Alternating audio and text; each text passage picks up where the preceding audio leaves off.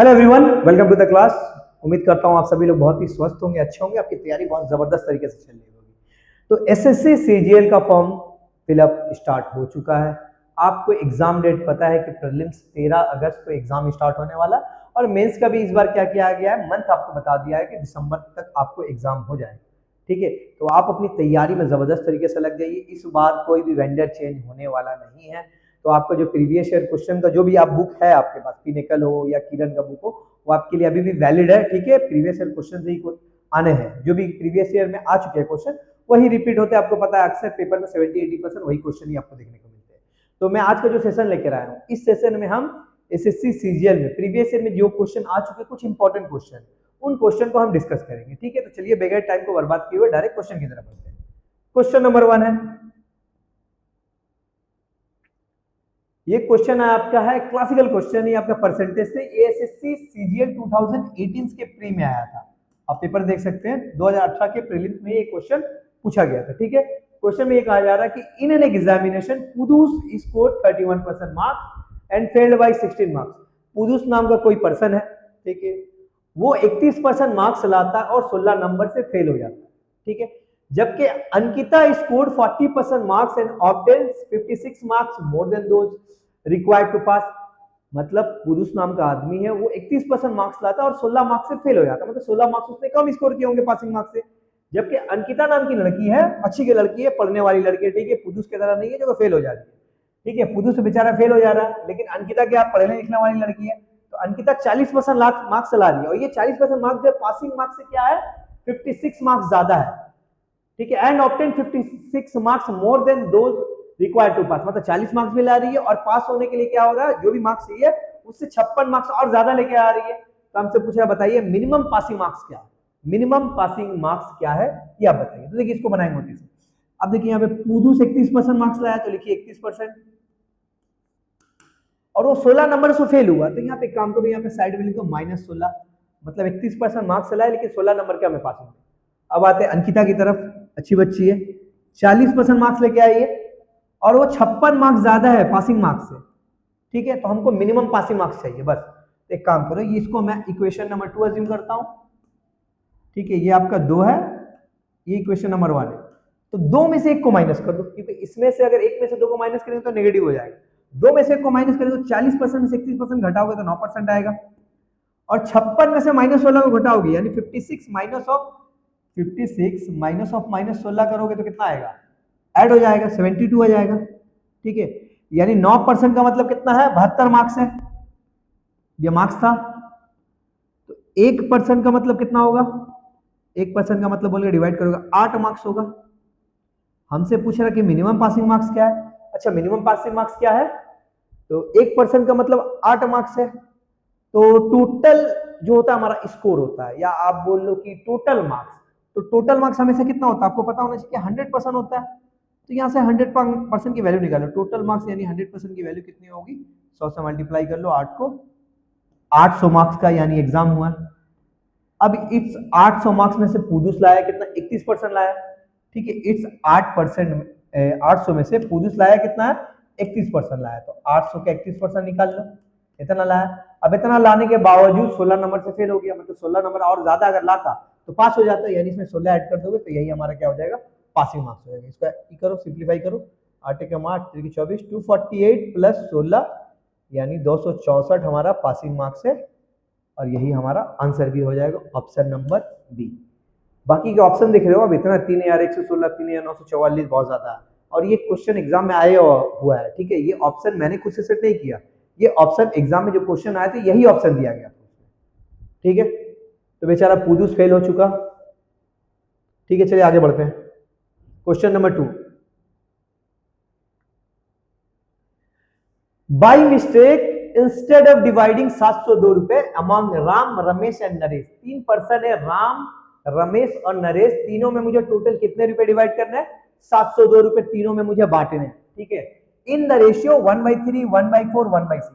तो मुझे 1/4, 1/3, 1/4, 1/6 के रेशियो में मुझे क्या करना, राम, रमेश और नरेश के बीच में क्या करना, 702 रुपए मुझे क्या करना, डिवाइड करना, बांटना है। It was divided in the ratio 3-4, लेकिन गलती से 3, 4 और 6 के रेशियो में डिवाइड हो गया। डिवाइड करना था इस रेशियो में, लेकिन गलती से इस रेशियो में डिवाइड हो गया।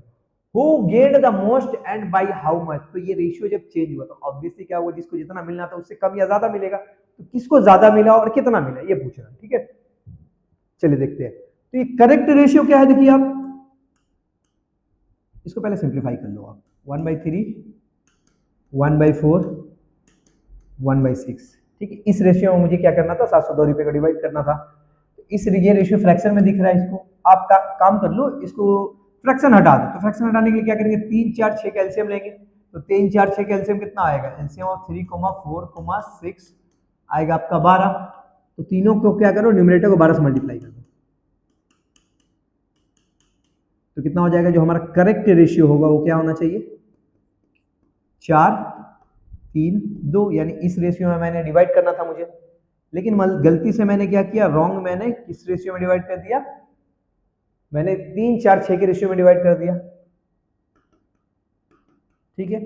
तो हमको बोल क्या रहा है कि कितना फर्क आएगा, किसको ज्यादा मिलेगा, कितना रुपए ज्यादा मिलेगा। अब एक काम करो, देखो क्वेश्चन ये देखो बहुत ही बढ़िया क्वेश्चन है, क्योंकि इस तरह के क्वेश्चन मतलब प्रीवियस ईयर आप लगाओगे ना तो कम देखने को मिलता है, ठीक है। आपको नॉर्मल टाइप के ज्यादा मिलते हैं, ये थोड़ा कम देखने को मिलते हैं कि इस रेशियो में डिवाइड कर रहे थे लेकिन इस रेशियो में डिवाइड कर दिया गया, तो बताओ किसको ज्यादा मिला। तो यहाँ पे बेसिकली आपको करना क्या, करेक्ट रेशियो ये है हमारा, जबकि रॉन्ग रेशियो ये है, इसमें डिवाइड कर दिया। तो दोनों की रेशियो का आप सम निकालो पहले, इसका रेशियो का सम निकालोगे 4 + 3 7 + 2 9 आएगा, ठीक है। मुझे रेशियो इक्वल करना, तब मैं माइनस कर पाऊंगा, अभी डायरेक्ट माइनस से जोड़ पाऊंगा। इसका रेशियो का सम करोगे तो 13 आएगा, ठीक है। तो एक काम करो आप, पहले इसको जो है ना, इसको तीनों को 13 से मल्टीप्लाई कर लो, और इस तीनों रेशियो को 9 से मल्टीप्लाई कर लो, तो देखोगे सम तीनों रेशियो क्या आ जाएगा, इक्वल आ जाएगा। यहाँ पर मैं 13 कैसे आया, 4 + 3 + 2, इनका रेशियो का सम आया 9, और यह आया 3 + 4 + 6, इसका रेशियो का सम आया 13। तो मैंने क्या कि इक्वल बनाने के इसको 13 से इसको 9 से मल्टीप्लाई किया। अब करो मल्टीप्लाई करो, कितना हो जाएगा, 52 होगा, 39, 26, कितना होगा, 27, 9 चौके 36, 9 छके 54, तीनों के रेशियो का सम करो तो आप कितना आएगा, ये आएगा, इसको ऐड करोगे 13 7 91 हो जाएगा, 91 + 26 कितना होगा, 70 117, 91 + 26 117 होगा। इसको जोड़ोगे तो कितना होगा, 7 6 13, 13 + 4 कितना होगा, 17, 7 और 5 5 10 11, 117 ये भी हो जाएगा। तो यानी दोनों का रेशियो का जो सम है वो इक्वल आ जा रहा है, दोनों का रेशियो का सम कितना आ रहा, 117 आ रहा। तो यानी क्या करना था मुझे, 102 को 17 यूनिट का वैल्यू दिया हुआ था 102 रुपया, 702 रुपया, 17 यूनिट का वैल्यू दिया हुआ था 702 रुपया। ये 117 कैसे आया, वही 52 + 39 + 26 को ऐड कर लो, 117 आएगा। या तो आप 27 + 36 + 54 को ऐड कर लो, तभी 117 आएगा, ठीक है। तो ये 117 यूनिट में, 702 रुपए को मुझे 117 यूनिट में डिवाइड करना था, तो 117 यूनिट में मैंने डिवाइड कर दिया। अब देखो यहाँ पे राइट रॉन्ग ही है, ये करेक्ट रेशियो है हमारा, ये रॉन्ग रेशियो है, ठीक है। यानी जो पहला पर्सन कौन है, राम है, दूसरा रमेश और तीसरा नरेश है।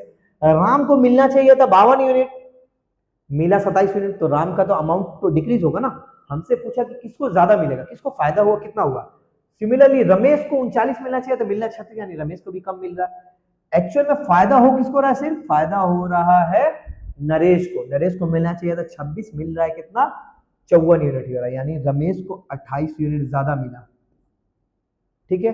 तो मेरा आंसर क्या हो जाएगा, नरेश हो जाएगा, सॉरी ये तो ऑप्शन नहीं होगा, ये भी नहीं होगा, ये भी नहीं, एक ही ऑप्शन है नरेश, ठीक है। अब अमाउंट भी पूछा हमसे, तो नरेश को 28 यूनिट ज्यादा मिला, तो 117 यूनिट का वैल्यू 702 है, तो 28 यूनिट का वैल्यू निकाल लो ना, तो 13 9 होता ना, 13 5 पैसे 13 6 52, काट सकते हो, 13 9 117, फायदा लेकिन हुआ नहीं कुछ। चलो हटाओ, 117 यूनिट में ऐसे ही लिख लो, 117 यूनिट का वैल्यू इतना है, ठीक है। एक यूनिट का वैल्यू कितना होगा, 702/117, तो 28 यूनिट का वैल्यू कितना होगा, अब निकाल लो, 13 9 117 हो गया, 13 5 65, 13 चौके 52, ठीक है। 3 से काटोगे, 9 6 54, ठीक है। 28 को 6 से मल्टीप्लाई करो, 6 48, 8 4 6 दूना 12 4 16, यानी 168 रुपया जो है नरेश को ज्यादा मिलेगा, 168 ही था ऑप्शन में सी। हालांकि मुझे सॉल्व नहीं करना था क्योंकि एक ही ऑप्शन में था नरेश, मुझसे पूछ रहा था किसको ज्यादा अमाउंट मिलेगा और कितना ज्यादा मिलेगा, तो नरेश को ही दिख रहा है, नरेश को इसी फायदा हुआ, बाकी इन दोनों को तो लॉस हुआ, राम और रमेश को तो लॉस हो रहा है, नरेश को ही फायदा हो रहा है। तो एक ही ऑप्शन में नरेश था, वो मैं टिक करके भाग जाऊंगा, बाकी मुझे अमाउंट कैलकुलेट करने की जरूरत नहीं है, लेकिन यहाँ पे मैं आपको सॉल्व कर रहा हूँ तो आप पूरा देख लेंगे, ठीक है। लेकिन एग्जाम में ऐसा नहीं करना, एग्जाम में नरेश पता चला बस टिक करके भाग जाना। हुआ, ये क्वेश्चन नंबर 2 हो गया। क्वेश्चन नंबर 3, क्वेश्चन नंबर 3 आपका टाइम एंड वर्क से 10 men began to do a work, 10 आदमी हैं, 10 आदमियों ने क्या किया, एक काम को करना शुरू किया, ठीक है। But after some days 4 of them left the job, लेकिन कुछ दिन के बाद 4 आदमी काम छोड़कर चले गए, मतलब 10 आदमियों ने काम करना स्टार्ट किया था, कुछ दिन के बाद 4 आदमी छोड़ के चले गए, तो बचे कितने, 6 आदमी। As a result the job that could have been completed in 40 days, जिसके नतीजे की वजह से हुआ क्या, जो काम 40 दिन में खत्म होना था उस काम को खत्म होने में 50 दिन लगा। काम खत्म होना, अगर 10 आदमी काम करते तो 40 दिन में काम खत्म हो जाता। तो अब यहां से ये देख लो टोटल वर्क कितना होगा, टोटल वर्क निकल लो, मतलब 10 आदमी जो है 40 दिन में काम खत्म करने वाले, तो 10 × 40 कितना हो जाएगा, 400 हो जाएगी, ये हमारा 400 यूनिट टोटल वर्क हो जाएगा, मतलब इतना काम करना है, ठीक है। लेकिन हुआ क्या कि 10 आदमियों ने काम नहीं किया एंड तक, 4 आदमी काम छोड़कर चले गए कुछ दिन के बाद, हमको नहीं पता कितना दिन के बाद काम छोड़कर चले गए, जिसके वजह से 50 दिन लग गया काम खत्म होने में। तो हमसे पूछा how many days after the commencement of the work did the 4 men leave, तो काम शुरू होने के कितने दिनों के बाद वो 4 आदमी काम छोड़कर चले गए, मतलब बेसिकली ये पूछ रहा हमसे उन 4 आदमियों ने कितने दिन तक काम किया, ये नहीं, ठीक है। अच्छा देखो काम खत्म हुआ कितने दिन में, 40 के बजाय 50 दिन में, तो मैं बोल सकता हूँ कि 4 आदमी तो कुछ दिन के बाद चले गए, लेकिन जो बचे हुए 6 आदमी थे उन्होंने तो पूरा का पूरा 50 दिन तक काम किया होगा, तो वो निकाल लो कि 6 आदमी ने 50 दिन में कितना काम किया होगा, तो ये निकाल लो वर्क डन बाय 6 men कितना होगा, तो 6 आदमी ने 50 दिन तक काम किया, कितना काम किया, 300 यूनिट काम कर लिया, तो 6 आदमी जो है 306 आदमी जो थे उन्होंने पूरे के पूरे 50 दिन तक काम किया, तो उन्होंने 300 यूनिट काम किया, लेकिन टोटल काम तो मेरा 400 है, तो ऑब्वियस से बात है जो बचा हुआ काम यानी बचा हुआ रिमेनिंग वर्क कितना है, 100 यूनिट है, रिमेनिंग वर्क जो है 400 में से 300 को घटा दो 100 यूनिट, तो इस 100 यूनिट काम को किया किसने होगा, तो ऑब्वियसली वो उन 4 लोगों ने किया होगा, तो उन 4 लोगों को 100 यूनिट काम करने में कितना टाइम लगा है, आप ये निकाल लो आंसर। तो टाइम का फार्मूला होता है work divided by number of person कितना है, 4 है, या एफिशिएंसी बोल लो आप, तो 25 डेज, यानी उन 4 आदमियों ने 25 दिन तक काम किया होगा, 25 दिन काम करने के बाद वो चले गए, ठीक है। बाकी के जो 6 आदमी थे उन्होंने पूरे के पूरे 50 दिन तक काम किया, ठीक है। उम्मीद करता हूँ ये आपको समझ में आया होगा। अच्छा क्वेश्चन है ये वाला, इस टाइप के क्वेश्चन भी मतलब नॉर्मल टाइप के क्वेश्चन आप बहुत देखते होंगे, ये क्वेश्चन आप अगर प्रीवियस से लगाओगे तभी आप देख पाओगे, ठीक है। 3 हो गया। अच्छा अगर आप भी एसएससी बैंकिंग या रेलवे के एक सीरियस एस्पायरेंट हो, आप चाह रहे हो कि इस बार आपकी नौकरी लग जाए, एक सीरियस तरीके से पढ़ना चाह रहे हो, तो आईबीटी बेहाला बहुत सारे कोर्सेस ऑफर करता है यहाँ पर, ठीक है। आईबीटी बेहाला में आपको बैंकिंग, एसएससी, रेलवे या स्टेट गवर्नमेंट जो भी वेस्ट बंगाल गवर्नमेंट में एग्जाम होते हैं वो सभी के कोर्सेस यहाँ पर क्या है आपके लिए अवेलेबल है। अगर आपको और ज्यादा जानकारी चाहिए तो दिए गए जो नंबर है इस नंबर पर आप कॉन्टैक्ट कीजिए, आपको अच्छा खासा डिस्काउंट भी प्रोवाइड कर दिया जाएगा। इसके अलावा आपको और भी बहुत सारी सुविधाएं मिलेंगी, हमारी ऐप की सुविधाएं मिलेंगी, ऐप में आपको प्री रिकॉर्डेड वीडियोस हो गया, लेक्चर्स हो गया, कंटेंट हो गया, सभी आपको मिल जाएंगे, ठीक है। और बाकी आप देख सकते हैं, आप पढ़ सकते हैं यहाँ पे, ठीक है। स्मार्ट क्लासरूम और रिकॉर्डेड भी एक्सपर्ट फैकल्टीज की भी सुविधाएं मिलेंगी। तो आप और ज्यादा जानकारी के लिए आप इस नंबर पर कॉन्टैक्ट कीजिए और अपनी सीट को बुक कीजिए, ठीक है। चलिए आगे बढ़े, question number 4, A alone can finish a work in 15 days, A अकेला 15 दिन में काम खत्म कर देता है किसी काम को। A works only for the first 2 days and last 2 days, अब एक क्या बोल रहा है कि ए सिर्फ क्या करता है, स्टार्टिंग का 2 दिन और लास्ट का 2 दिन, मतलब 4 दिन काम किया ए सिर्फ 4 दिन काम करता है। The rest work is done by B, और बचा हुआ काम को कर कौन रहा है, बी कर रहा है। And the work is completed in 20 दिन, और काम खत्म हुआ 20 दिन, मतलब ए ने सिर्फ पहले स्टार्टिंग का 2 और लास्ट का 2 दिन काम किया, ए ने 4 दिन काम किया, और बचा हुआ काम को बी ने खत्म किया, टोटल लगा 20 दिन। तो ए अगर 4 दिन काम किया होगा तो बचा हुआ काम को बी ने कितना दिन में किया होगा, 16 दिन में किया होगा, ठीक है, क्योंकि ए 4 दिन काम कर ही चुका है। तो हमसे क्यों पूछ रहा है कि ए और बी अगर दोनों मिलकर काम करेंगे तो कितना समय लगेगा उनको काम को खत्म करने में। चलिए देखते हैं, यहाँ पे एक आप अज्यूम कर लो, लेट टोटल वर्क आप अज्यूम कर लो 20 यूनिट है, सॉरी टोटल वर्क आप अज्यूम कर लो 15 यूनिट है। टोटल वर्क मेरा कितना 15 यूनिट है और ए को 15 दिन ही लगते हैं काम को खत्म करने में। 15 यूनिट काम है और ए को 15 दिन ही लग रहा है, इसका मतलब ए एक दिन में 1 यूनिट काम कर रहा है, तो इफिशियंसी ऑफ ए कितनी होगी, ए की इफिशियंसी तब एक ही होगी 1 यूनिट। एक दिन में एक ही यूनिट काम करता होगा, जबकि ए ने कितना दिन काम किया स्टार्टिंग का तो लास्ट हो, यानी ए ने 4 दिन काम किया, तो वर्क डन बाय ये कितना होगा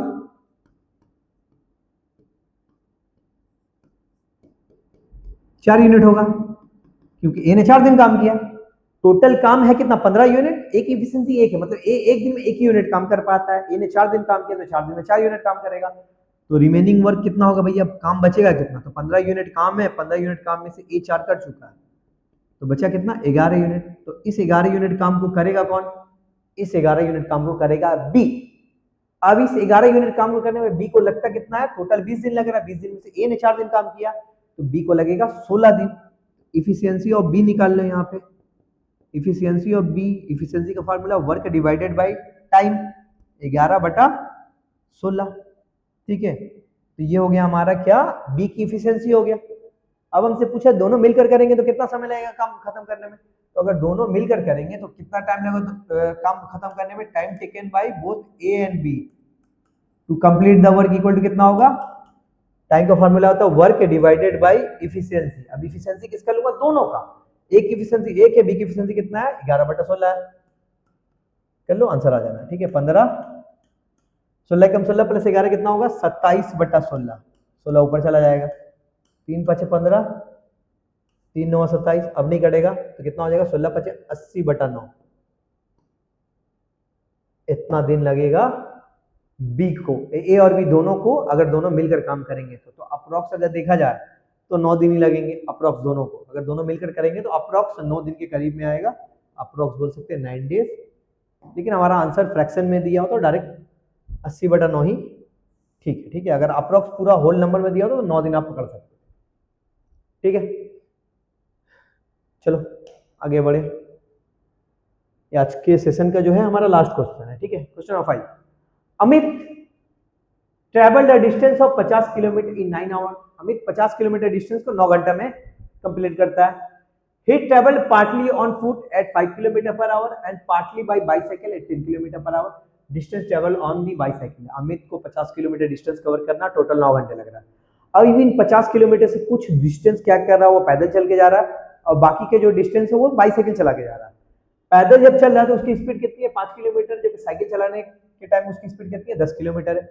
हमसे पूछ के आ रहा है कि कितना डिस्टेंस वो बाइसाइकिल चला है, तो मैं अज्यूम करता हूँ कि बाइसाइकिल से x किलोमीटर दूर गया होगा, ठीक है, तो रिमेनिंग डिस्टेंस कितना होगा 50 - x, तो इतना डिस्टेंस कितना होगा पैदल चल के गया होगा, ये डिस्टेंस जो है वो बाइसाइकिल से गया होगा,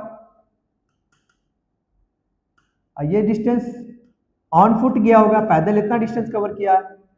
अच्छा पैदल बाइसाइकिल का रफ्तार कितना, स्पीड कितना 10 है, तो टाइम निकालो ना कि बाइसाइकिल से x डिस्टेंस कवर करने में कितना टाइम लगा, तो डिस्टेंस बाई स्पीड 10 प्लस पैदल चलने में कितना टाइम है, डिस्टेंस बाई स्पीड 5, जबकि टोटल टाइम तो 9 घंटा लगा। मैंने लगा दिया कि बाइसाइकिल से x किलोमीटर डिस्टेंस कवर है 9 की स्पीड से 10 की स्पीड से, तो टाइम लगेगा x/10। सिमिलरली यहाँ पे 50 - x का डिस्टेंस कवर कर रहा है 5 की स्पीड से, तो टाइम कितना लगा 50 - x बाई 5, यानी distance by time, distance by speed equal to दोनों टाइम को जोड़ोगे 9। सॉल्व कर लो आंसर आ जाना। अब देखो अगर इसको सॉल्व करोगे, ठीक है, एलसीएम 10 गया, x + 2 यानी 100 माइनस का twice x equal to 9, cross कर लोगे 90 हो जाएगा, माइनस का ट्वाइस x होगा 50 - x, हाँ चलो सही है, तो 90 हो जाएगा, x माइनस ट्वाइस x, तो 100 माइनस का x इक्वल टू 90, x को वहां ले जाओ तो x इक्वल टू कितना हो जाएगा 10 किलोमीटर हो जाएगा, यानी x हमसे पूछा है कि बाईसाइकिल से कितना दूर गया, तो बाईसाइकिल से कितना दूर गया था x किलोमीटर दूर गया था, x की वैल्यू 90 है, इसका मतलब बाईसाइकिल से उसने 10 किलोमीटर डिस्टेंस कवर किया है, ऑप्शन नंबर ए, ठीक है, ऑप्शन नंबर ए हमारा आंसर हो जाएगा। तो आज का जो सेशन था, इस सेशन में मैंने 5 ही क्वेश्चन रखा था, बाकी के मैं फिर से नेक्स्ट सेशन लेकर आऊंगा, कल ही लेकर आऊंगा, उसमें हम लोग और 5 कुछ बेहतरीन क्वेश्चन डिस्कस करेंगे। तब तक के लिए आप क्या करें, इसी वीडियो को देखिए, पॉज कीजिए, पहले खुद से सॉल्व करने की कोशिश कीजिए, बाद में अगर आपको सॉल्यूशन समझ में ना आए तब आप इसको क्या कीजिए, सॉल्यूशन इसका भी देखिए, लेकिन आप लोग इसको बनाइए जरूर। ठीक है, चलिए मिलते हैं नेक्स्ट सेक्शन।